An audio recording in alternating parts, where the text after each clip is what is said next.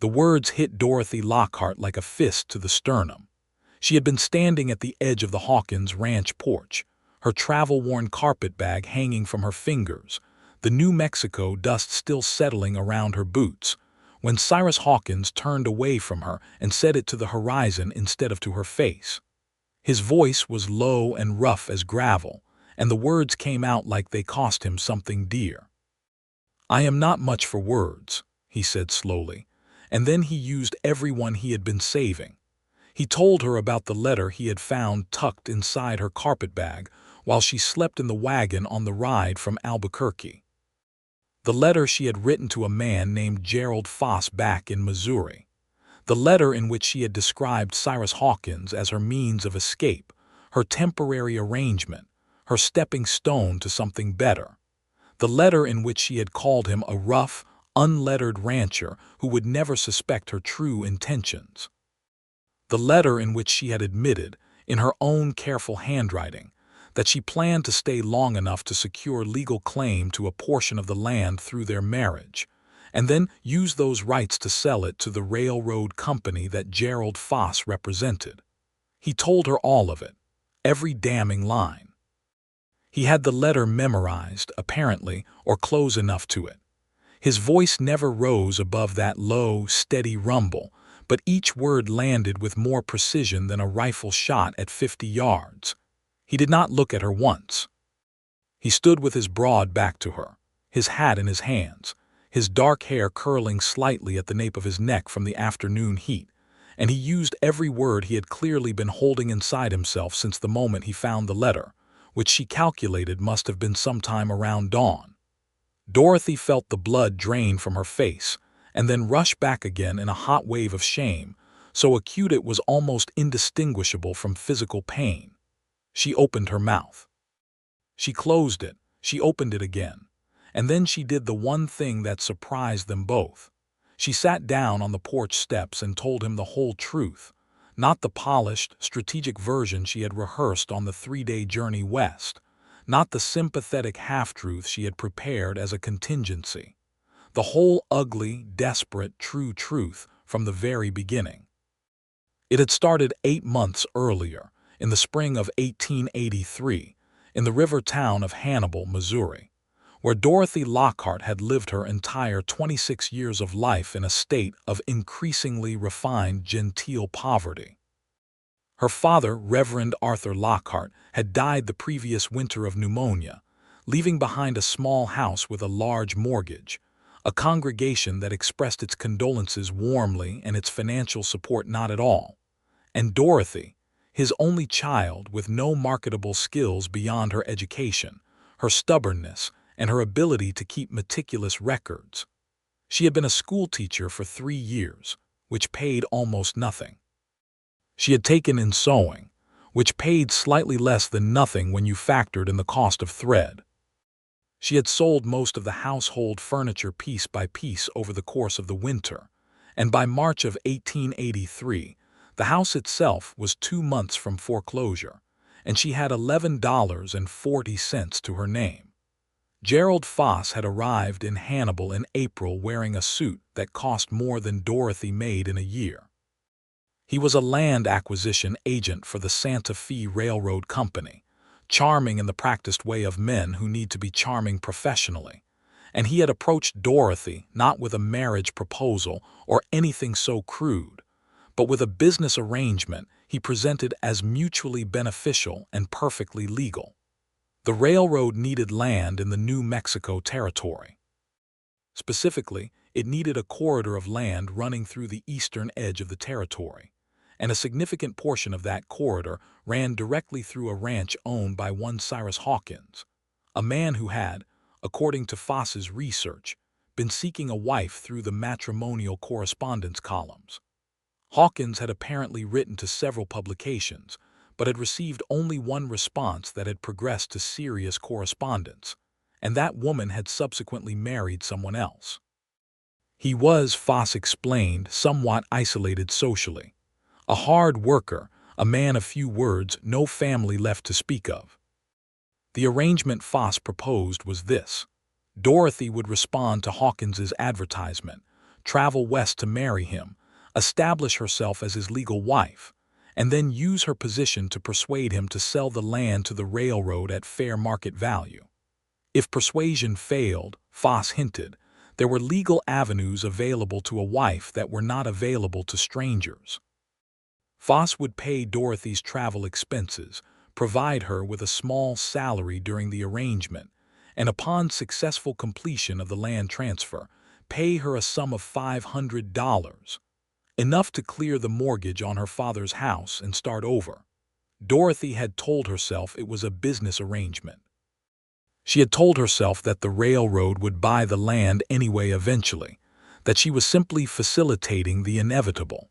She had told herself that Cyrus Hawkins was probably a coarse, simple man who would not be significantly harmed by the transaction. She had told herself many things in the sleepless nights between April and June, while she composed careful, measured letters to a man she had never met, letters that were not entirely dishonest because she had not fabricated her personality or her history, only her intentions. She had not told herself that his letters would be like that. She had not anticipated Cyrus Hawkins's letters at all. They had begun arriving in May, written on plain paper in a handwriting that was precise and unhurried. The letters formed with the careful deliberateness of a man who had taught himself to write as an adult and took the craft seriously. He wrote about the land with a reverence that made her chest ache unexpectedly. He wrote about the way the mountains looked at dusk, turning colors she did not have names for.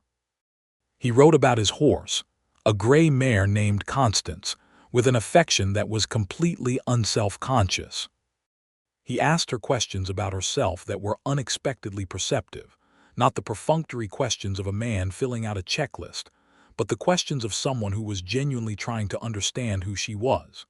He had written, in his third letter, a sentence that had stayed with her like a splinter. I reckon I have spent most of my life working towards something without being entirely certain what that something is, and I suspect you might understand what I mean by that. She had understood exactly what he meant. That was the problem. She had arrived in New Mexico territory on a Tuesday in late August of 1883, having traveled by rail from Hannibal to Albuquerque, and then by wagon north to the Hawkins Ranch outside the small town of Silo Verde. Cyrus Hawkins had met her at the Albuquerque station himself, which she had not expected. She had expected a hired hand or perhaps a neighbor. Instead, he had been standing at the platform in a clean shirt and his good hat, holding it in his hands in exactly the self-conscious way that men hold hats when they are nervous and trying not to show it. And he was not at all what she had pictured. He was tall, broader through the shoulders than she had imagined, with dark eyes that held a careful, assessing quality beneath a surface of quiet steadiness. He was perhaps 30 years old, maybe a year or two older, with the kind of face that was not classically handsome, but was utterly compelling in the way of things that are precisely what they are. He had a scar along his jaw that she would later learn came from a cattle handling accident at 17. His hands, when he took her carpetbag, were the hands of a man who worked hard land for a living. He had looked at her for a long moment without speaking, and she had thought he was going to say something formal and awkward, and instead he had said very quietly, "Long journey. Are you hungry?" She had been. They had eaten at a small restaurant near the station, and he had asked her about Missouri with the same quality of attention she had noticed in his letters, and she had found herself answering honestly about her father, about the school teaching, about the house. She had not mentioned Gerald Foss. She had not mentioned the railroad. She had told herself she was simply not volunteering unnecessary information, which was not the same as lying. On the wagon ride north, which took most of the following day and part of the one after that, they had talked more than she had expected. He was not a talkative man by any stretch of imagination, but he talked with her in the measured, deliberate way of someone who chose words carefully because he found them valuable, and she had discovered in herself an unexpected gift for drawing him out. He talked about his father, a Texas cattle drover who had homesteaded in New Mexico in the early 1870s and built the ranch from nothing. He talked about the 5 years since his father's death, during which he had run the operation alone. He talked about what he wanted, not in grand speeches but in small, precise statements: a partner, a home that was genuinely inhabited, a life that had continuity rather than just duration. She had found herself listening with a quality of attention she recognized, with some alarm, as genuine interest. Then she had fallen asleep in the wagon in the early hours of the second morning, and Cyrus Hawkins had found the letter she had written to Gerald Foss, tucked in the outer pocket of her carpetbag, where she had foolishly stored it for easy reference. And now she was sitting on the porch steps in the New Mexico heat, telling him the truth, and his back was still to her, and his hat was still in his hands, and the silence after she finished was so complete she could hear the wind moving through the sage brush 50 yards away. He turned around.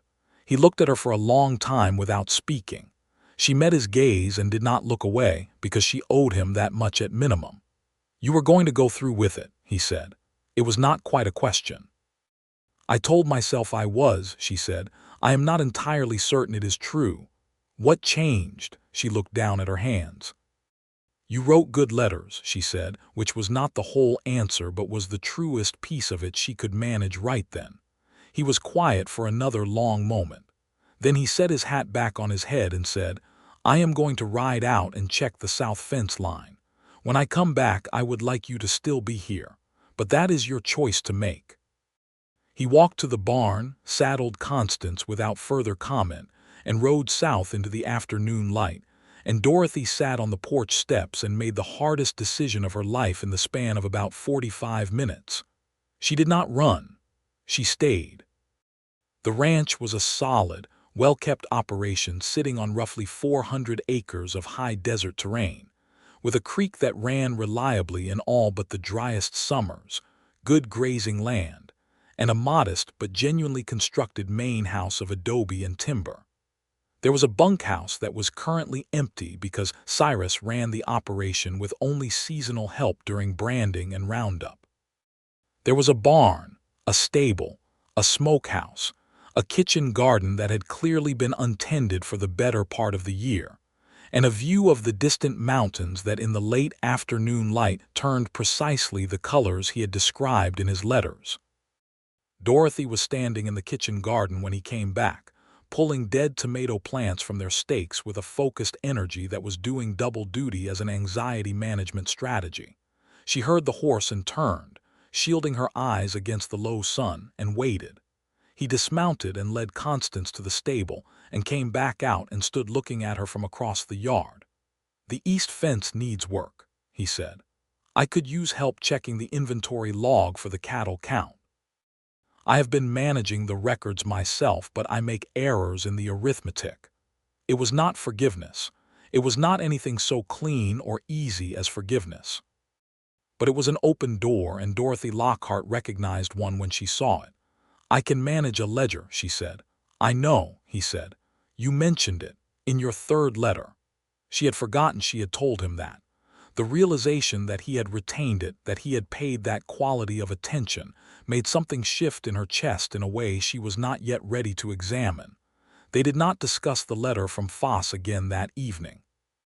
They did not discuss marriage or the railroad or any of the things that would need to be discussed eventually. Instead, they ate a plain supper of beans and salt pork and cornbread that Cyrus made with the efficient, unemotional competence of a man who had been cooking for himself for years. And Dorothy set the table and did not pretend. That was not a slightly absurd thing to do given the circumstances. And they ate in a silence that was, if not comfortable, at least not hostile. After supper he showed her to the second bedroom, which was small and clean, and had a window that faced the mountains, and said good night in the formal way of someone who was being very careful about what he said and what he did not say. And she said good night, and closed the door and sat on the edge of the narrow bed and put her face in her hands, and felt the full weight of what she had done, and what she was going to have to do about it press down on her like a physical thing. Because she had not told Cyrus the most important part. She had told him about Foss and the railroad and the $500, but she had not told him that Foss was not simply waiting patiently back in Missouri. She had not told him that Foss had given her a deadline. She had not told him that if she had not delivered confirmation of the land deal within 60 days of her arrival, Foss had promised to come west himself and expose the entire arrangement to Hawkins, to the town, and to the Territorial Land Office in a way that would, he had made clear, be significantly more damaging to Dorothy than a voluntary confession would be. She had 60 days. She had used 2 of them already. And she had just voluntarily confessed to the man she was supposed to be deceiving, which meant she had not only failed to accomplish the deception, but had also forfeited whatever leverage her silence had provided. What she had instead was the truth, a bedroom with a view of the mountains, and a man who had told her the choice was hers to make. She chose to write Gerald Foss a letter. She wrote it that night by candlelight at the small desk in her room, and she wrote it with the full knowledge that it might precipitate a crisis she could not control. She told Foss that the arrangement was terminated. She told him she would not be proceeding with the land deal.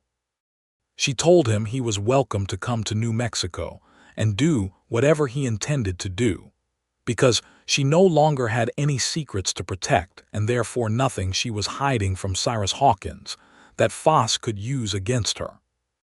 She posted the letter the following morning when Cyrus drove her into Silo Verde to collect her trunk from the freight office, because the trunk had been too large for the wagon on the ride from Albuquerque.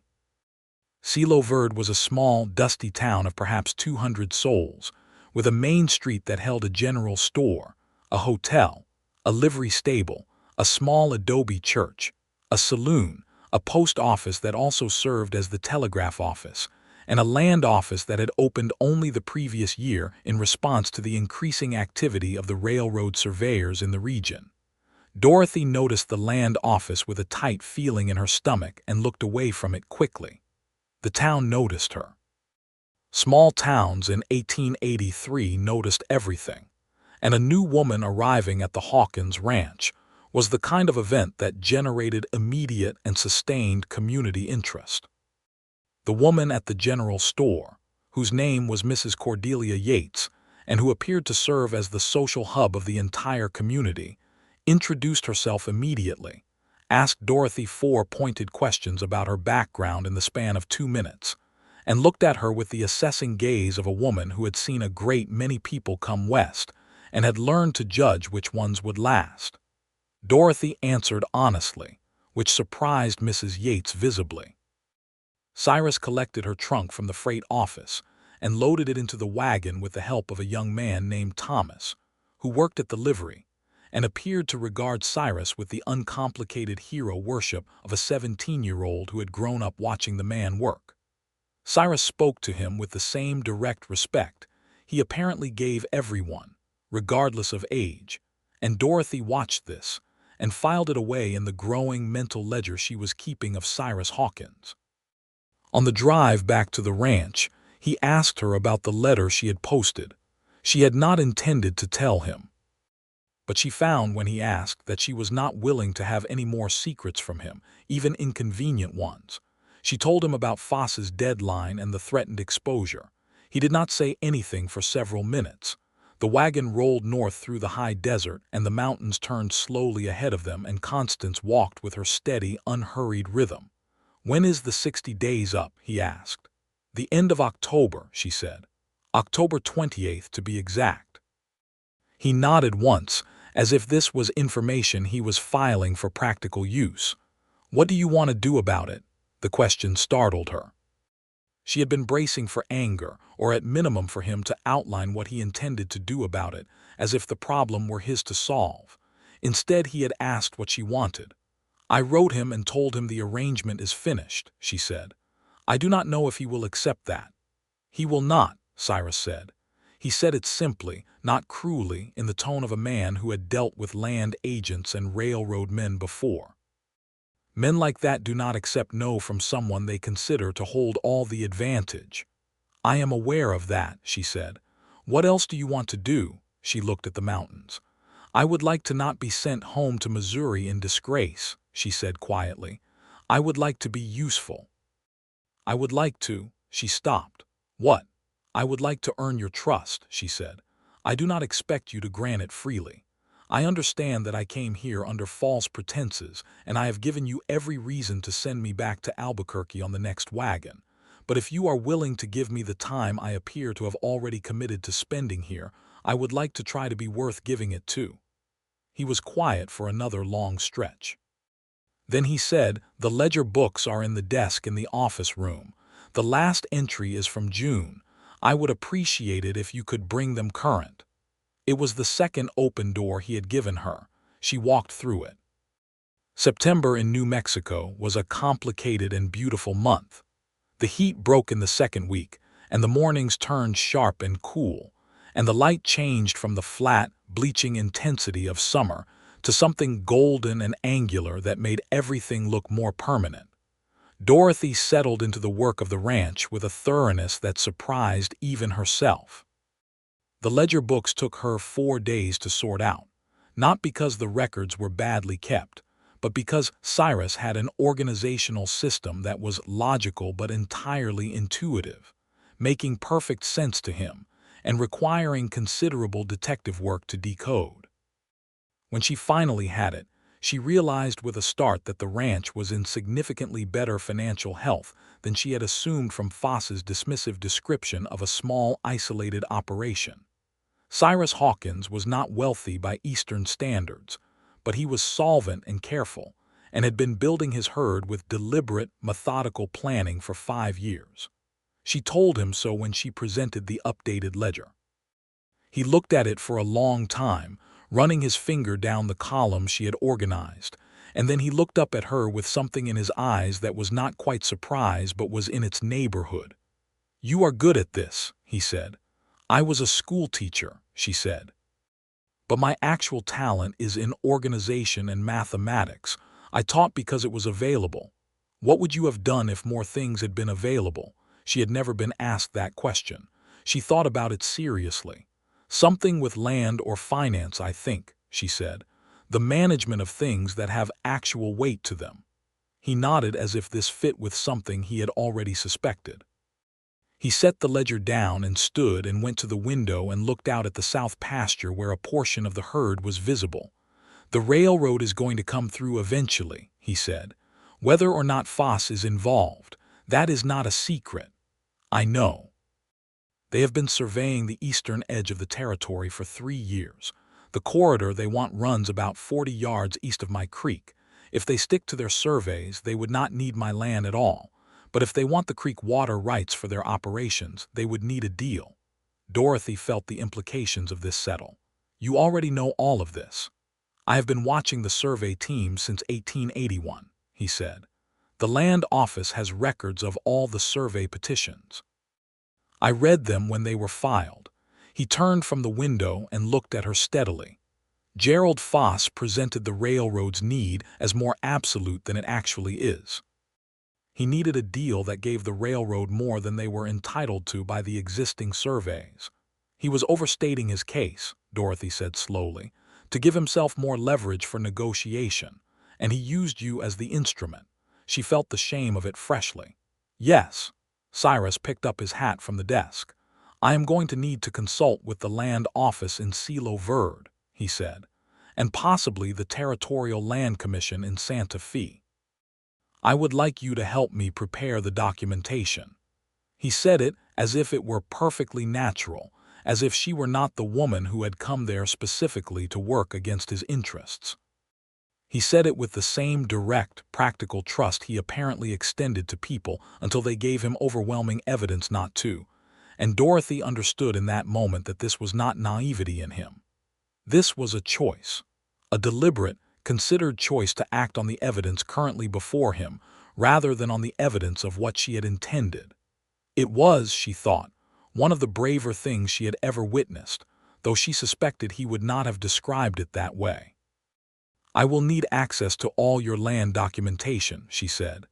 "The original homestead filing, any subsequent additions or boundary adjustments, the water rights registration. I will pull them tonight." October arrived with gold and cold, and the smell of coming change on every morning wind. Dorothy had been at the ranch for nearly 5 weeks, and the shape of her days had become something she recognized as genuinely her own. She rose before dawn because she had always been a dawn person, and the New Mexico mornings at that hour were so staggeringly beautiful that sleeping through them felt like a moral failure. She started the stove and made coffee, and usually had the kitchen warm by the time Cyrus came in from his first check of the horses, and he would take the coffee she handed him and drink half of it standing at the window in a companionable silence that was no longer awkward but had become, in some way she found difficult to articulate, the best part of the day. She had discovered that he read voraciously. His shelf held 30 or 40 books, a remarkable collection for a working ranch in 1883, and they ranged from practical manuals on land management and livestock husbandry to, improbably, a complete volume of Shakespeare's tragedies and 3 novels by George Eliot. He read at night by lamplight with the same focused deliberateness he brought to everything, and they had developed the habit of reading together in the evenings, she with the land documentation she was organizing for the Territorial Commission, he with whatever book he had currently on hand. He was reading Middlemarch.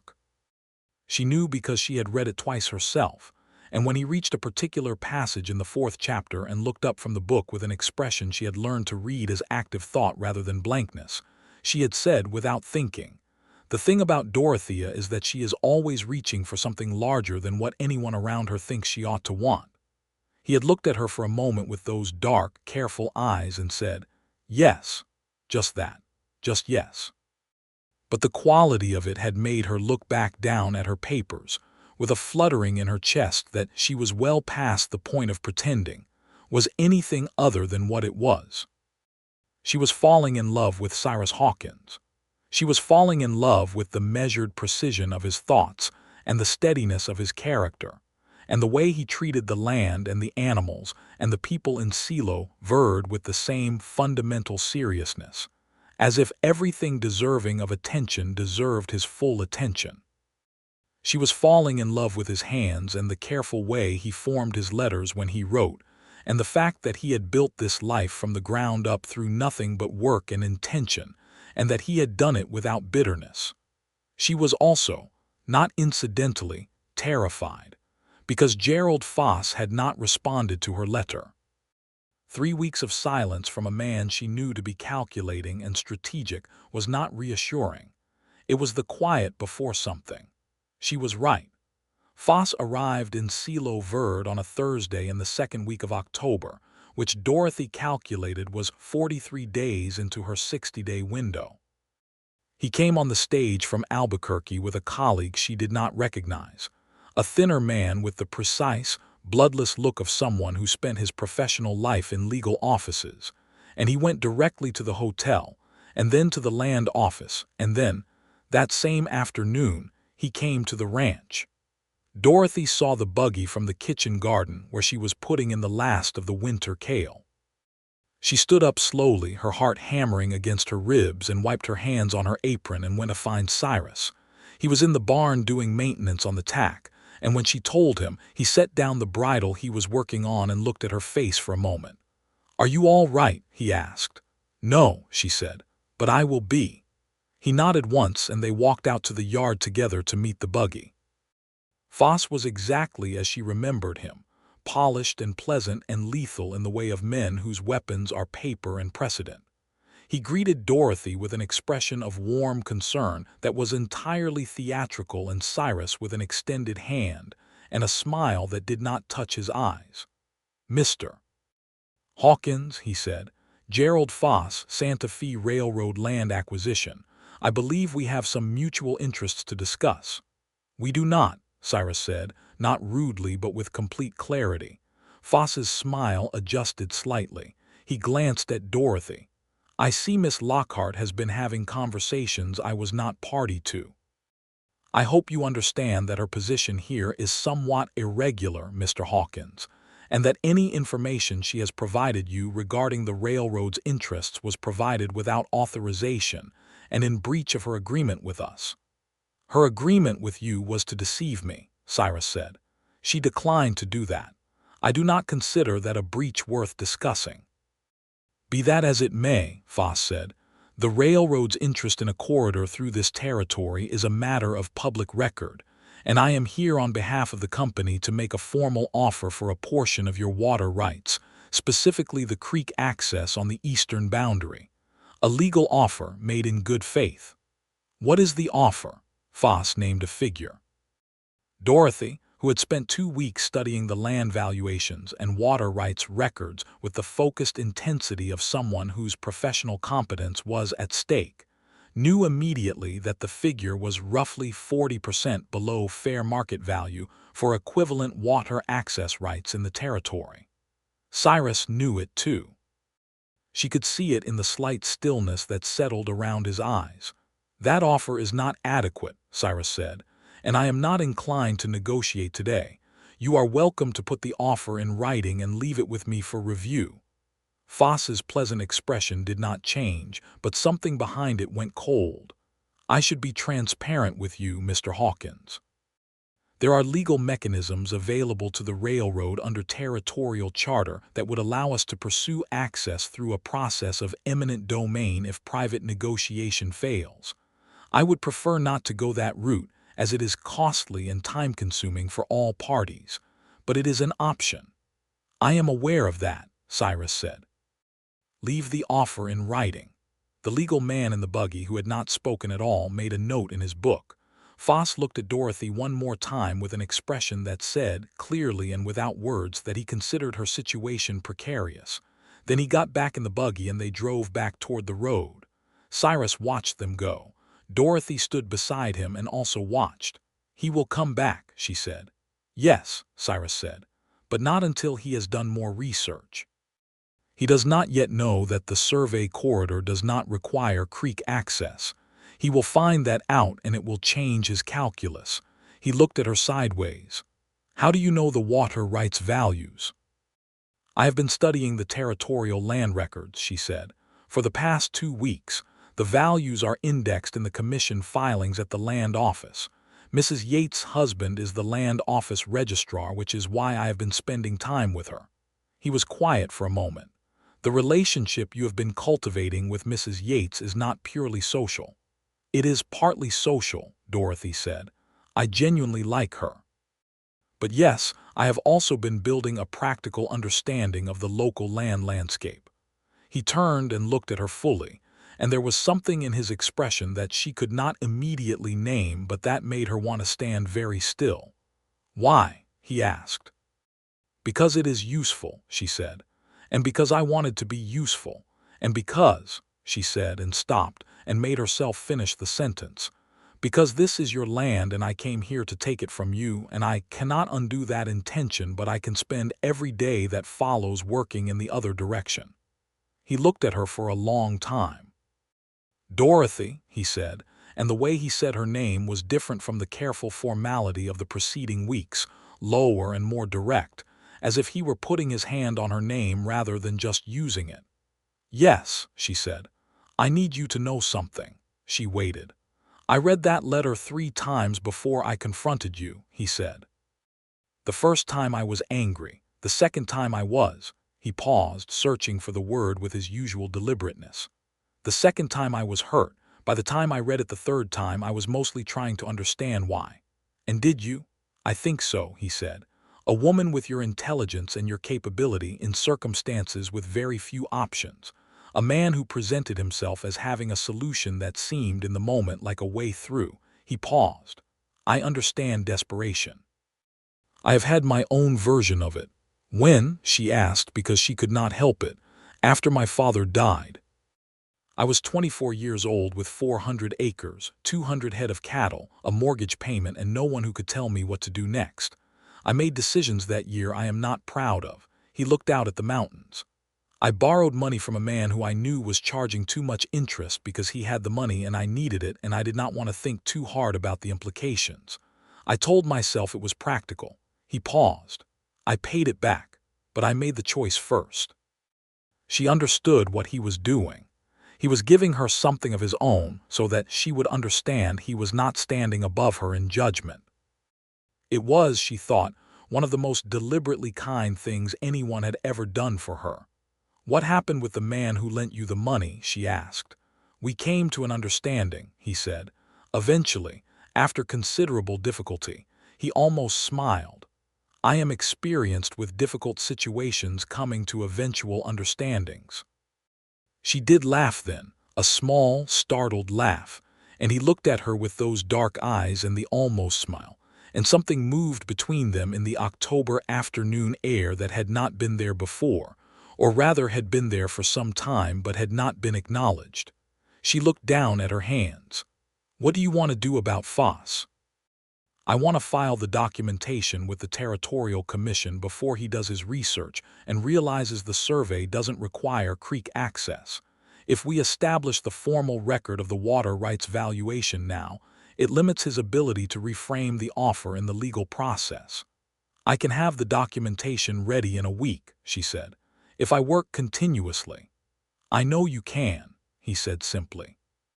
They worked for 6 days straight with the focused intensity of people who have a shared purpose and a deadline. Dorothy worked in the office room on the land documentation, while Cyrus rode out each day to conduct the boundary assessments the commission required, returning in the evenings to review what she had prepared and add his own precise observations. They worked late into the night by lamplight, and somewhere around the fourth night, the careful formality between them had dissolved entirely without either of them deciding to dissolve it, replaced by something that was its own complete language, quick and efficient during the working hours, quieter and more searching in the hour before they went to their separate rooms. On the fifth night, she was cross-referencing the survey maps against the commission filings when she made an error in the boundary measurements and caught it herself and made a small, frustrated sound that was mostly under her breath. He looked up from across the table. "What is it?" "I copied the eastern boundary measurement wrong. It does not affect the water rights filing, but it will need to be corrected in the survey annex." He nodded and went back to his reading. Then 3 minutes later he said, without looking up, "You are very hard on yourself when you make an error." She looked up. "You go very still and then you correct it and then you move on and you never say anything about it," he said, "but your face changes." She had not known he noticed that. She had not known he was watching her face. "I was taught that errors were failures," she said. "My father was a man who believed that if a thing was worth doing, it was worth doing completely correctly." "Were you able to meet his standards?" "Sometimes," she said. "Not always." "Did he know what you were worth?" The question came out of nowhere and landed precisely. She put down her pen. "I think he valued me," she said carefully. "I am not sure he knew what to do with me." Cyrus set down his book. He looked at her across the table with his elbows on the wood and his hands folded, in the posture she had come to associate with his most direct attention. "I know what to do with you," he said. The words were not delivered with any romantic intent, at least not consciously, but they hit her with a force that was something very much in the vicinity of romance, and she felt the color rise in her face and looked back down at her papers.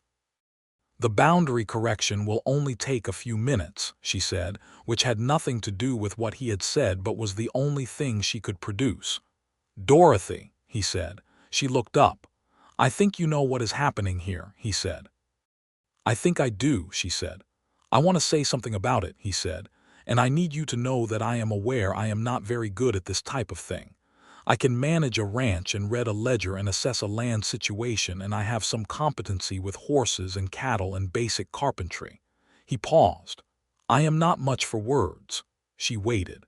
He took a breath, and then he used every one he had been saving. He told her that he had read her first response letter to his advertisement 3 times before he replied, not because he was uncertain, but because he wanted to make sure his answer was as careful as her question. He told her that he had kept every letter she had sent him in a box in his desk drawer, including the ones that arrived before he knew what she looked like or whether she would come at all, and that he had reread them when the evenings were particularly quiet.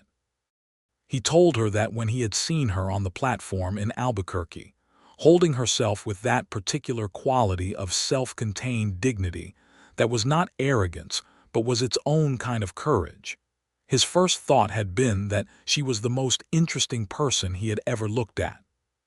He told her that the letter from Foss had been the most painful thing he had encountered in years, not because it told him she had intended to deceive him, but because it told him she had been desperate enough to accept that kind of arrangement, and that her desperation pointed to a failure of circumstance so enormous and so unjust that it had made him angry on her behalf before it had made him angry at her.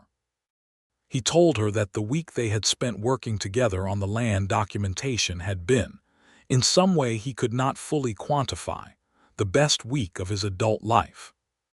He told her that he had never in his 31 years met a person who could sit across a table from him, in silence without it feeling like an absence. He told her that he did not know what she intended to do at the end of her 60 days, whether she intended to stay or go back to Missouri, or make some entirely other choice, but that he needed her to know, before any of those decisions were made, that he was not a temporary arrangement to him, that she was not a convenience or a solution or a stepping stone, that he had spent 5 years building something he was proud of, and that all of that time he had known, with a quiet persistence he could never quite explain, that it was incomplete. He stopped. He looked at her across the table with those steady dark eyes, and he was completely still, in the way of a man who has said the important thing and is now waiting to learn whether the world will honor it or not. Dorothy felt the tears come before she could stop them, not from sadness, but from something that was almost the opposite of sadness, the sudden, startling experience of being seen with complete clarity by someone, and finding it not frightening but relieving. She reached across the table and put her hand over his folded ones. He turned his hand over and held hers. They stayed like that for a while in the lamplight, with the land documentation spread around them and the New Mexico night pressing quiet and cold against the windows. "I'm not going back to Missouri," she said. "I hope not," he said. She looked at their joined hands. "The 60 days end in 2 weeks," she said. "Foss will come back." "Let him come," Cyrus said. "The filing will be complete by then. And after that." He looked at her, and for the first time she saw in his face something she had not seen there before, something open and unguarded, the expression of a man who was not bracing for difficulty, but simply looking at what was in front of him and finding it good. "After that," he said, "I thought we might get married if you are still amenable, though the circumstances of the proposal have changed somewhat from the original arrangement." She felt the laugh and the cry arrive at the same time and negotiated between them. "You are asking me to marry you." "I sent an advertisement," he said with the ghost of a smile. "I suppose I have been asking for some time. I am only specifying now that I am asking as myself, not as a situation." "Yes," she said, "I am amenable." He squeezed her hand once, with the same deliberate care he brought to everything, and she thought she would remember the weight of that for the rest of her life. They filed the documentation with the Territorial Land Commission in Santa Fe on October 20th, 8 days before Foss's deadline. Dorothy rode the stage to Santa Fe herself with the completed package, which represented some of the finest legal and geographical documentation work she had ever produced, and presented it to the commission clerk in person to ensure it was properly logged and time-stamped. The commission clerk, a meticulous man named Mr. Albrecht, who appeared to have spent his entire career watching people try to file incomplete paperwork, looked over Dorothy's package with a gradually increasing expression of professional admiration, and told her it was the most thorough water rights filing he had received in his 17 years at the commission. She came back to Silo Verde on the 22nd and reported to Cyrus, who was waiting at the stage depot with Constance and a second horse for her to ride back to the ranch, and who listened to her report with his full attention, and then said, "Good. That is very good," in a tone of voice that encompassed considerably more than the words. They rode back to the ranch in the late afternoon, side by side, and talked about what came next. The wedding, they had agreed, would be quiet and local. Reverend Marsh at the small adobe church had already been consulted and was willing. Mrs. Yates, who had become something genuinely resembling a friend to Dorothy, had insisted on providing whatever was required by way of a reception, and Dorothy had accepted because refusing Mrs. Yates anything once she had decided to do it was an exercise in futility. Gerald Foss returned on October 27th. He came alone this time, without the legal man, and he was no longer pleasant. He had done his research, apparently, and understood what Dorothy had filed in Santa Fe, and the pleasant professional veneer had been replaced with something flat and cold, and considerably more honest. He met them both at the front of the ranch house, having ridden out from town, and he opened the conversation by telling Dorothy that her actions constituted a breach of contract that the railroad company intended to pursue legally.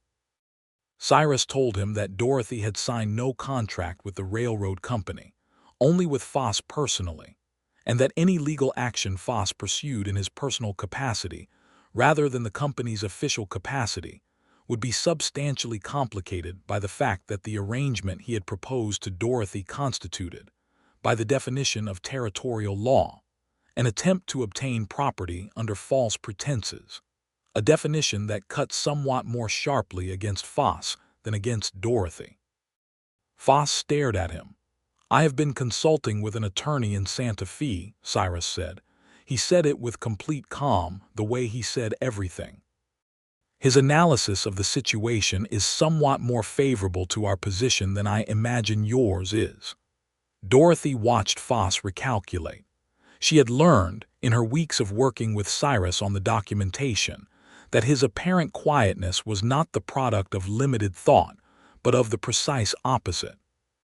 He thought thoroughly and deeply before he spoke, and when he finally spoke, what came out was the distilled result of that process, which tended to be more accurate and more strategically sound than what most people produced while talking. "The railroad will pursue eminent domain," Foss said, but there was less certainty in it now. "Through official channels with the Territorial Commission, using the survey corridor that does not require creek access or any portion of the registered water rights," Cyrus said, "which will require a fair market value payment for any land actually taken, as defined by the Commission filing, which I will be happy to negotiate through official channels at the appropriate time." He paused. "You are welcome to submit a formal offer to me through the land office. I will respond within 30 days as the process requires." Foss looked at Dorothy one more time with an expression of bitter, concentrated frustration. "You are more trouble than you were worth," he told her. "I frequently am," she said. He rode back to town. They watched him go. Cyrus let out a slow breath. "Will he pursue it?" Dorothy asked. "The eminent domain, possibly, but not for the creek, and at fair market value, honestly negotiated. I am not opposed to a corridor through the eastern edge." He looked at her sideways. "The railroad is coming eventually. Better to be part of the process than to fight the inevitable and lose the right to shape the terms." "That is very pragmatic," she said. "I am a pragmatic man," he said, and then with the ghost of his smile, "mostly." They were married on the 5th of November, 1883, on a bright, cold morning in the small adobe church in Silo Verde, with Reverend Marsh officiating and Mrs. Yates and her husband in attendance, and young Thomas from the livery, standing awkwardly in his best shirt as the only other witness. It was a small wedding by any standard, and Dorothy wore her best dress, which was blue wool and not in any sense a wedding gown, and Cyrus wore his good suit, which fit him nearly perfectly across the shoulders and was only slightly too short in the sleeves, and he had brushed his hat until it was as near to presentable as it was going to get. When Reverend Marsh asked Cyrus if he took Dorothy Lockhart to be his lawfully wedded wife, Cyrus looked at her and said, "I do," in his quiet, certain way, and Dorothy felt the weight of those two words as the most deliberately chosen words she had ever heard spoken. When he kissed her for the first time in front of the small congregation, it was careful and brief and entirely proper, and the warmth of it, measured and gentle and absolutely real, made her want to cry again, and she did not because she had a reputation to maintain. Mrs. Yates cried on her behalf. They had the reception supper at the Yates house, which featured an improbable quantity of food considering the short notice, and what Dorothy suspected was every neighbor within 5 miles who had received a verbal invitation through the remarkable social logistics of small-town New Mexico. It was loud and warm and full of people who were genuinely curious about her and mostly kind about it, and she ate too much of the roast chicken and too much of Mrs. Yates' apple cake and drank a glass of the local wine that she was not entirely certain was legal, and danced once with Cyrus to the fiddle music that someone produced approximately 2 hours into the evening, his hand at her waist and her hand in his, turning in the small cleared space with the formality of 2 people who were both trying very hard to behave appropriately in public and both finding it somewhat difficult. He was a decent dancer, which surprised her. "Where did you learn to dance?" she asked while they turned. "My mother," he said, "before she died." She had not known much about his mother. He did not speak of her often. "When I was 12, he said. "She insisted I learned to dance before she got sick. She said a man who could not dance was a man with a significant social limitation." His voice was easy, not pained, describing something that had been grief long enough to become simply true. She was right, as it turned out. Dorothy looked up at him. "She sounds like she was very wise." "She was the wisest person I have known," he said, "until recently." She felt the blush rise up her neck and looked over his shoulder at the middle distance. "You are better at words than you claim," she said. "I am better at words with the right audience," he said. They rode home to the ranch in the dark, under a sky so extravagantly full of stars that Dorothy, who had spent her life in a river town where the stars competed with the light from windows and lanterns, had still not quite grown accustomed to the sheer unmollified excess of them. She said so, looking up as the horse moved steadily through the cold. "They are like that all winter," Cyrus said, "clear and cold like that. The summer is hazy sometimes from the heat. But October through February you can see all the way to the edge of things." She looked up at the edge of things. "I like that," she said. "I thought you would," he said. They arrived home and he stabled the horses, and she built the fire back up in the stove. And then there was the particular quiet of a house in the late night after a significant day, with the fire crackling and the stars outside, and the whole first day of the rest of their lives sitting around them like something new and a little staggering. He came in from the stable and hung his coat and hat and looked at her across the kitchen. "Are you all right?" he asked in the way he asked it, which was the way of a man who actually wanted to know the answer. "I am more than all right," she said. He crossed the kitchen and stood in front of her and put his hand against her face with that same careful, deliberate tenderness. She was beginning to understand, was not restraint, but was his nature, the fullest expression of what he was when he was being most fully himself. He looked at her for a moment with those dark eyes, taking her in with complete attention, and then he kissed her again, not the careful public kiss of the church but something quieter and deeper and entirely private. And she put her hands against his chest and felt the solid reality of him and thought that this was what she had been reaching for without knowing it, through all the years of the school teaching and the sewing and the careful making do. Not rescue, not a solution, a genuine thing equally given. The winter passed in the rhythm of the ranch, which was hard work and cold mornings, and the particular beauty of the high desert in its spare, honest season. Dorothy found her competencies expanding in directions she had not predicted. She learned, from necessity and from Cyrus's patient instruction, the basic management of the cattle operation. She could not do the heavy physical labor of a ranch hand, and she did not pretend otherwise, but the organizational and record-keeping aspects of running a 400-acre cattle operation with a herd of 212 were substantial, and she brought to them the same focused intelligence she had always turned toward whatever problem was in front of her. She also began teaching. It started almost by accident. when she discovered that young Thomas from the livery could not read beyond a basic level and was embarrassed about it and had been for years. She offered casually to help him with it, in the afternoons when she came to town to collect the mail, and Thomas accepted with the elaborate casualness of someone who very much wanted a thing and was trying not to show how much. Within 3 weeks, 2 other young men from around the town had quietly joined what was not formally a class but was functioning as one, and within 6 weeks, Mrs. Yates had spoken to the town council about the possibility of Dorothy formalizing the arrangement, since the nearest school was 12 miles away, and the children in Silo Verde were currently being educated piecemeal by whoever was willing. Dorothy organized a proper school in the back room of the church, with the help of the town council and a small budget that was frankly inadequate but better than nothing, beginning in January of 1884.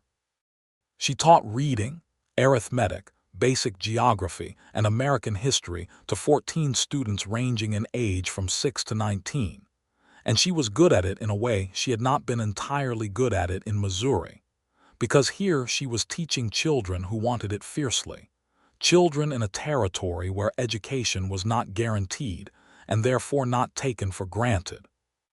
Cyrus rode her into town 3 mornings a week and picked her up in the afternoons, and on the days she rode herself on the dun mare he had acquired for her specifically, he waited up until he heard her come in, though he never said he was waiting. She knew because the lamp was always lit. She told him so one evening in February when she came home later than usual from a school session that had run long. "You do not have to wait up," she said, hanging her coat. "I was reading," he said. "You were not reading," she said. "The book is closed." He looked at it, then at her. "I finished," he said. She sat down across from him. "You worry," she said, "when I am late." He was quiet for a moment. "Not worry exactly," he said. "It is more." He paused in that way he had, searching for the precise word. "Anticipation. I know when you are supposed to be home, and I notice when the time passes. It is not anxiety. It is more like the way you are aware of the weather even when you are not actively thinking about it." She looked at him. This was what she meant when she tried to explain to herself why she loved him. This was exactly it, the way he would sit with a thing until he had the right word for it because he respected the thing enough not to approximate. "I will try to be on time," she said. "You will be on time when you are able," he said. "I will continue to be aware of the weather," she laughed. He smiled, his full smile, the one she still did not see often enough and therefore treasured accordingly. Spring came with mud and new calves, and the particular explosive energy of a New Mexico landscape coming back to itself after winter. The herd had wintered well, better than the previous year according to the records Dorothy had been keeping, and the new calf count was strong. Cyrus expanded the south pasture fence with the help of 2 seasonal hands he brought on in March, and Dorothy managed the household accounts and the school and rode out with him on Sundays to check the pastures. She had learned by spring that she loved riding. This was not a thing she had known about herself in Missouri, where horses were a practical necessity rather than a pleasure.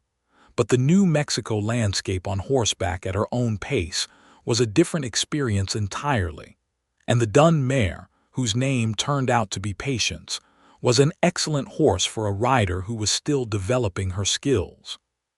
She was 8 weeks along before she knew she was pregnant, which in retrospect was not so surprising given how thoroughly occupied she was with everything else.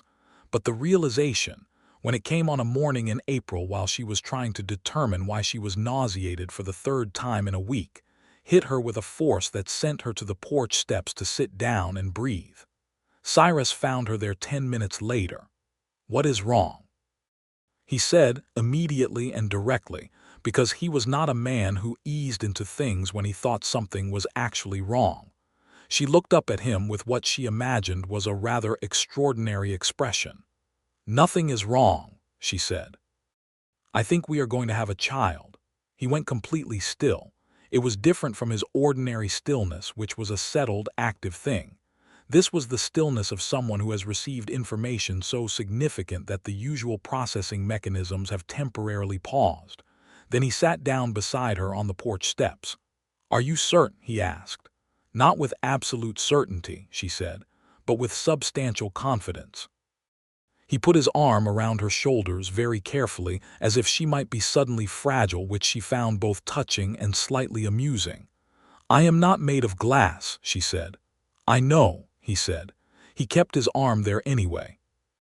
They sat on the porch steps together in the April morning, with Constance visible through the barn door and the new calf in the south pasture, and the mountains in the far distance showing their last snow of the season.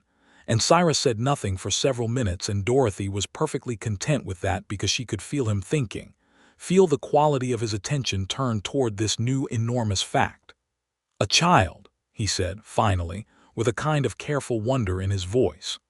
"A child," she confirmed. "Good," he said, and the simplicity of it contained everything.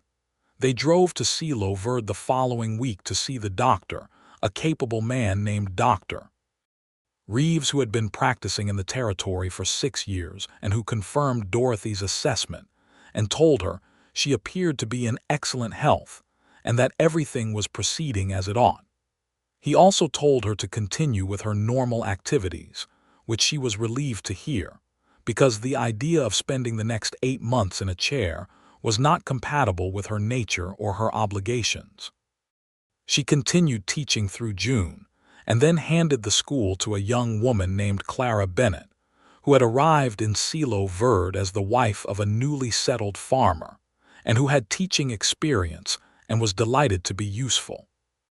Dorothy promised to return in the autumn, which Clara accepted with good grace. The summer was long and hot, and Dorothy spent much of it in the kitchen garden, which had become her particular kingdom over the year, and in the cool of the office room managing the ranch accounts, and on the porch in the evenings watching the sky perform its daily extravagance. Cyrus was attentive without being overbearing, which was exactly right. He brought her water without being asked when she was working in the garden. He reached things from high shelves without comment when her changing center of gravity made ladders inadvisable. He read to her in the evenings when the heat made focusing difficult, from Middlemark and then from a collection of natural history essays, and then, at her request, from a novel by Wilkie Collins that he had been somewhat skeptical about and then had been completely captured by, losing himself in it in the way he rarely did and reading for an extra hour past their usual stopping point. "I thought you did not like sensation novels," she said. "I may have been wrong," he said, turning a page. She smiled in the lamplight and felt the baby move, and thought she was going to remember this moment specifically forever. Their son was born on a Tuesday in late September, 1884, a fierce and healthy boy who arrived in the world with the apparent intention of making his presence known immediately, and sustained his initial impression completely. Dr. Reeves attended the birth, along with Mrs. Yates, who had appointed herself indispensable and had been at the ranch since the previous evening. Cyrus was in the hallway the whole time, which Dorothy knew because she could hear him pacing, a sound so unlike his usual measured stillness that it would have made her laugh if she had not been otherwise occupied. When Dr. Reeves brought the baby out to him, Dorothy heard the pacing stop. She heard nothing at all for a full minute. Then the door opened and Cyrus came in with the baby held against his chest with the careful gravity of a man who has been handed the most valuable and breakable thing in his experience, and he sat on the edge of the bed and looked at her and then at the baby and then at her again. "He is very small," he said. "He will not be," she said. He looked down at the baby with an expression Dorothy recognized now as his most deeply felt response, the stillness and the focused attention turned toward something he found extraordinary. "What do you want to call him?" he asked. "Arthur," she said. For her father, who had not always known what to do with her but who had loved her and given her what he had. "Arthur James Hawkins." Cyrus looked at her. "James was my father's name," he said. "I know," she said. "You mentioned it in your 4th letter." His expression did something complicated and then settled into something that was not quite a smile and not quite anything else she had a name for, the face of a man who has found himself in a life that fits. "Arthur James," he said, looking back at the baby. "If you have a different preference," she said. "No," he said, "it is exactly right." Arthur James Hawkins was, from his first weeks of life, a child of complete and absolute opinions. He had opinions about when he ate and when he slept, and which of his parents was most acceptable for the purpose of being carried, a preference that rotated unpredictably and kept them both appropriately humble. He was healthy and loud, and when he chose to be, spectacularly charming in the way of babies who are aware they have an audience. Cyrus was, Dorothy discovered with delight, entirely undone by his son. The man who was measured and contained about everything found himself completely without defenses against a small baby who fit in the crook of his arm, and who looked at him with the unfocused, absolute trust of a new person exploring the world. He could be found at unexpected hours simply sitting with Arthur, the baby asleep against his chest, Cyrus reading or not reading depending on his ability to concentrate, his free hand resting on the baby's back with the careful protective weight she recognized. She told him once, very quietly, that he was a good father. He looked up at her over the baby's head and said, "I am learning," with such honest simplicity that she had to look away. Gerald Foss came back to the territory once more, in the winter of 1884, representing the railroad officially this time rather than in his personal capacity, and the negotiation he entered into was entirely proper, conducted through the land office with appropriate documentation, and in the presence of the attorney from Santa Fe that Cyrus had retained. The railroad acquired a narrow right-of-way corridor through the far eastern edge of the Hawkins property, well clear of the creek and the primary grazing land, at fair market value, as assessed by the Territorial Commission. The payment was significant enough to eliminate the remaining mortgage on the ranch and provide a substantial fund for operational expansion. Foss handled the transaction with professional efficiency and did not once address Dorothy directly, which she found entirely satisfactory. The rail line came through in 1886. By that time, the Silo Verde spur station was a small but growing feature of the landscape, and the town itself was expanding, with 2 new businesses and a proper schoolhouse funded partly by the territorial government and partly by a community drive to which the Hawkins Ranch had contributed meaningfully. Dorothy had returned to teaching the previous autumn, now with Clara Bennett as a colleague rather than a replacement, and together they managed a school that served nearly 40 students from the surrounding area. Cyrus built the school's front porch himself. He did it over 2 weekends in September, working with the quiet, purposeful concentration he brought to physical work, and when it was finished and Dorothy stood on it for the first time and looked out at the road toward town, he stood behind her and put his hands on her shoulders and said nothing at all, because nothing needed saying. She put her hands over his. Their second child arrived in the spring of 1887, a girl this time, born on an April morning while the kitchen garden was beginning its first green insistence through the dark soil.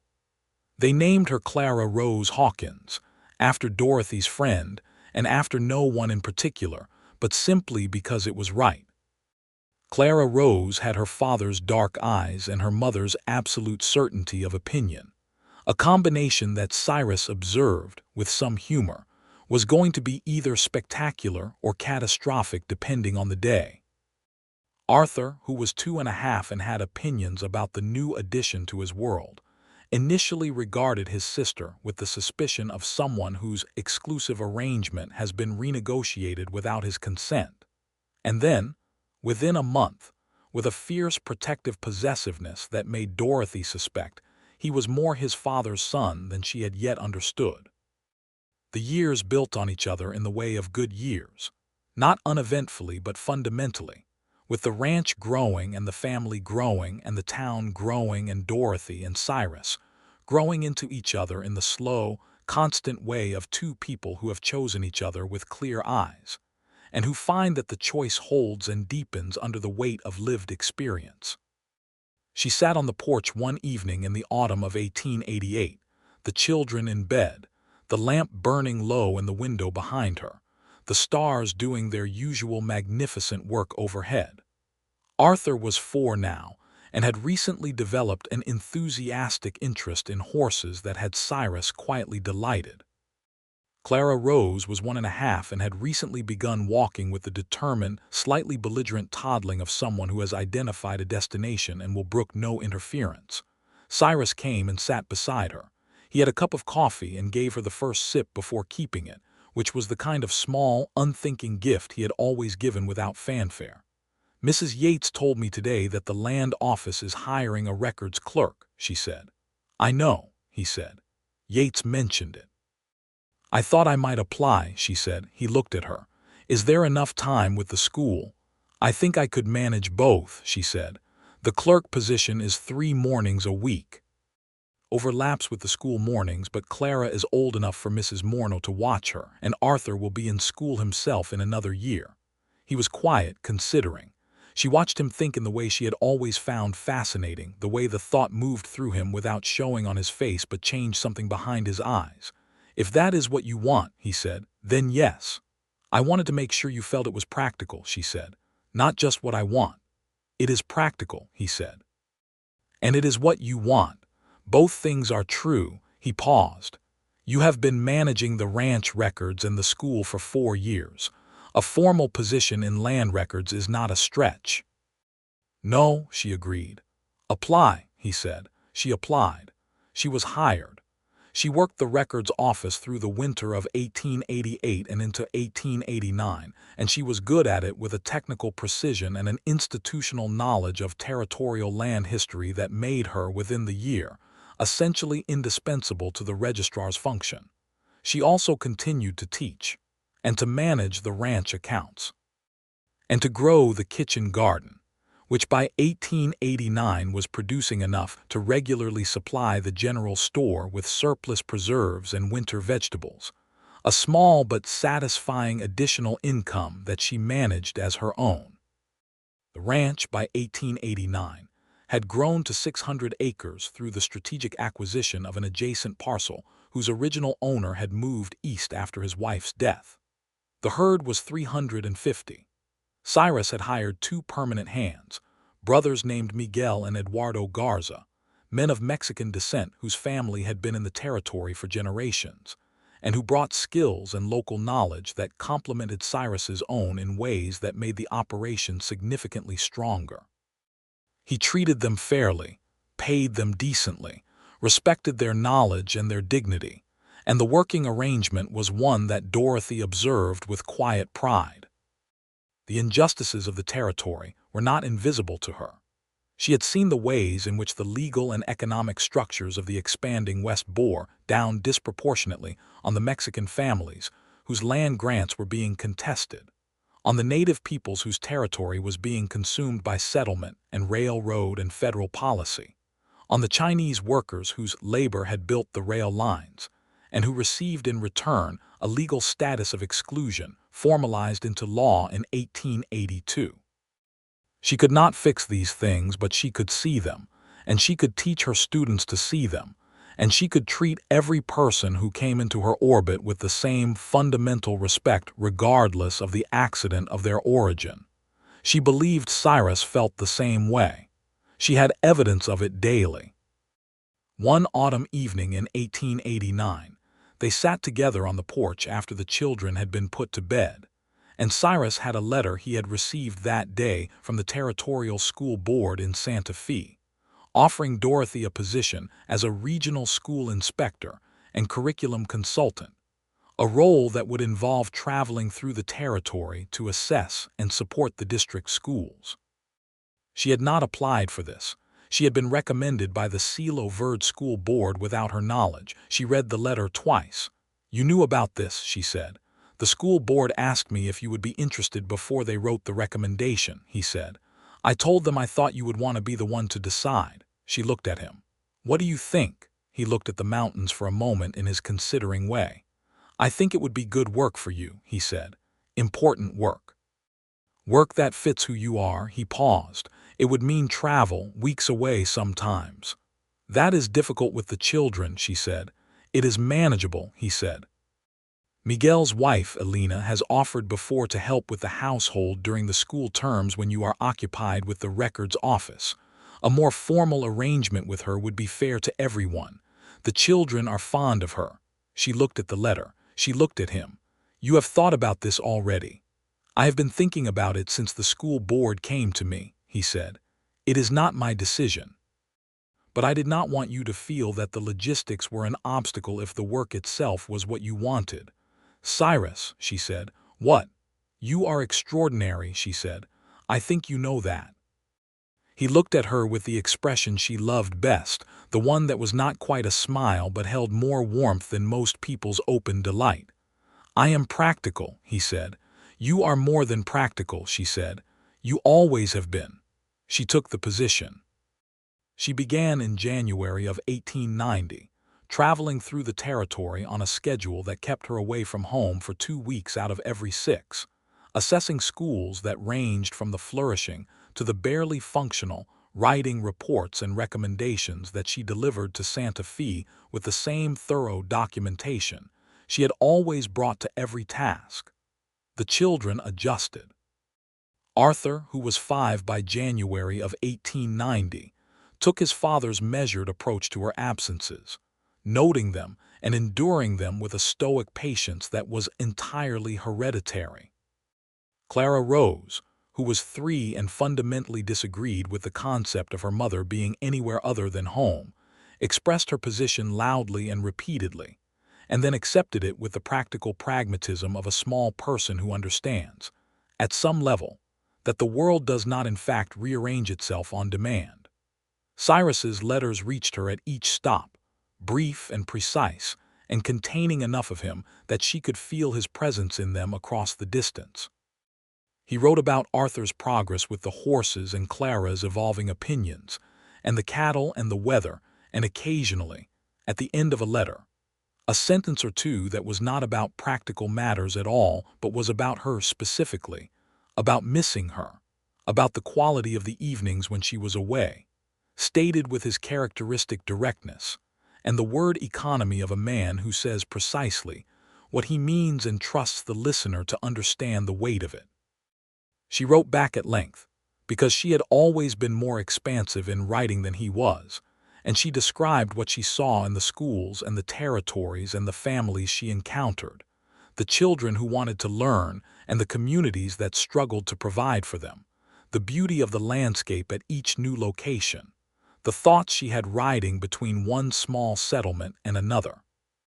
She wrote, in one letter from a remote school near the Arizona border, I find myself understanding, at greater distance, and with the perspective that distance provides, what you meant in your first letter when you wrote that you had been working towards something without knowing quite what it was.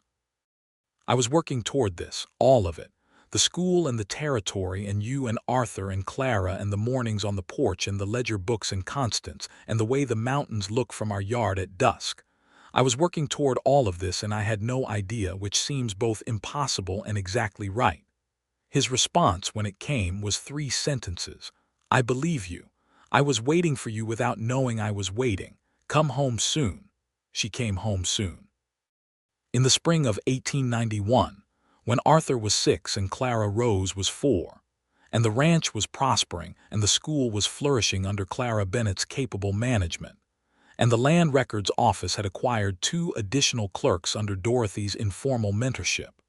There was an evening in late May that was perhaps not extraordinary by any objective measure, but that Dorothy would carry with her for the rest of her life as the clearest picture of what they had built.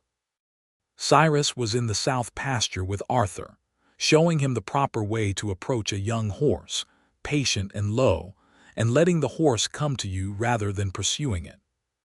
Dorothy was on the porch with Clara Rose in her lap, reading to her from a picture book that Clara Rose pretended to follow with great seriousness, while actually examining the illustrations with the focused scrutiny of an art critic. The evening was warm and golden, and the mountains were doing their impossible color transformation on the western horizon. She looked out at her husband and her son in the south pasture, the tall man and the small boy, both with their hats in their hands and their attention given fully to the young gray horse between them. She heard Cyrus say something too low to carry, and she saw Arthur nod seriously in response. Clara Rose pointed at a picture of a bird in the book and said with complete authority, "That one." "What about it?" Dorothy said. "I like that one," Clara Rose said. "What kind of bird is it?" Clara Rose considered. "A good one," she said. Dorothy laughed quietly. Clara Rose looked pleased with herself. In the south pasture, the young gray horse stepped toward Arthur and bumped his nose gently against the boy's shoulder. And Arthur looked up at his father with an expression of such uncomplicated joy that Dorothy felt it in her chest like a chord resolving. Cyrus looked over at the porch and found her there as he always found her, and he raised one hand in the small, unhurried wave he had that was not a wave so much as an acknowledgement, a gesture that said, "I see you and I am glad you are there and everything between us is entirely as it should be." She raised her hand back. Clara Rose said, "Papa, wave," and waved also with enormous enthusiasm, both arms. Cyrus's full smile crossed his face from 50 yards away, visible even at that distance. Their third child came in the winter of 1892, another boy whom they named Thomas, for the young man from the livery who had been Dorothy's first student in Silo Verde, and who had become, over the years, something very much like a younger brother to both of them. A capable and confident man now with his own small livery business and a wife and child of his own. Thomas Hawkins arrived in December with considerably less drama than either of his siblings, a placid and thoughtful baby who seemed content to observe his family's vigorous existence from a position of philosophical calm. Arthur, now 7 and fully established as the ranch's junior horse authority, examined his new brother with professional consideration and announced that he seemed all right. Clara Rose, 4½ and in possession of opinions on every subject, declared him excellent and then went back to her book. Cyrus held Thomas in the lamplight of the first evening, the same way he had held Arthur and Clara Rose, with the same careful gravity, and Dorothy watched him and thought about the journey from the Albuquerque station to this particular moment and felt the full arc of it as something wonderful. "3," he said. "3," she confirmed. "Good," he said. He looked up at her with his dark eyes and the particular warmth that lived in them when he looked at her, the warmth that had been present since October of 1883 and had deepened without diminishing across the years. And she thought, as she had thought many times, that this was what it felt like when something was exactly and completely right.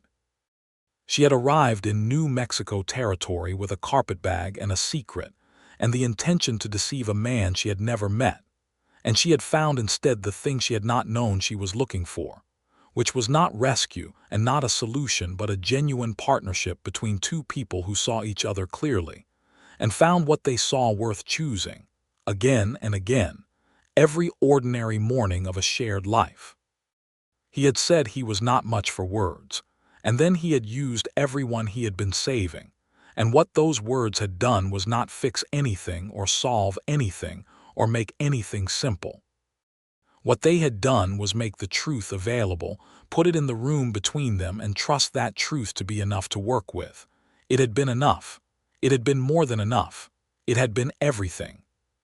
She crossed the room and sat beside him and leaned her head against his shoulder, and he shifted Thomas to his left arm to put his right arm around her, and they sat together in the warmth of the New Mexico winter night with their children sleeping in the next rooms and the stars outside, and all the ordinary miraculous weight of a life they had built, carefully and honestly, from the beginning. He pressed his lips to the top of her head. She felt him breathe. The baby in his arms made a small, contented sound and settled deeper into sleep. Nothing needed saying. Nothing at all. The years that followed were good ones. Not perfect, because good years never were, but genuinely, fundamentally good, the kind that accumulate into something you recognize, looking back as a life. Arthur grew into a serious, capable young man with his father's deliberateness and his mother's analytical precision. Attending the Territorial College in Santa Fe at 18, with the full confidence of someone who has been prepared for it. Clara Rose grew into a person of such fierce intelligence, and certain will that Dorothy, watching her, sometimes felt she was looking at an improved version of herself, all the capability without the years of restricted circumstance. Thomas, quietest of the three, became the one who paid attention to things others missed, a quality that served him well in every endeavor. Cyrus rode the south pasture fence every September for the rest of his working years, and Dorothy stood on the porch every September and watched him go and watched him come back. And the wave he gave her coming home across the flat land in the late afternoon light was always the same small, unhurried gesture, and she always raised her hand back. She thought sometimes about the letter she had written to Gerald Foss, folded in the pocket of her carpetbag on a wagon rolling north through the New Mexico dust, and she thought about the moment Cyrus had turned around on the porch and told her he had found it, and she had sat down on the steps and told him everything, and she was grateful with a deep and certain gratitude for the choice she had made in that moment. Not just the choice to stay, the choice to stop hiding. She was grateful for his choice too. The choice to turn around and ask, and then to listen, and then to offer the open door without knowing what she would do with it. The choice to say he was not much for words, and then to use everyone he had, not as a strategy or a gambit, but as the straightforward act of a man who had decided that this woman, this particular complicated, honest, flawed, intelligent woman, was worth every word he had ever saved. The ranch was there, solid and continued. The school was there, full of students who would carry what they learned outward into the territory. The land records were accurate and complete. The kitchen garden produced its annual abundance. Constance, the gray mare, lived to a remarkable age and was eventually succeeded by her daughter, also gray, whom Arthur named Constance II with his mother's sense of continuity.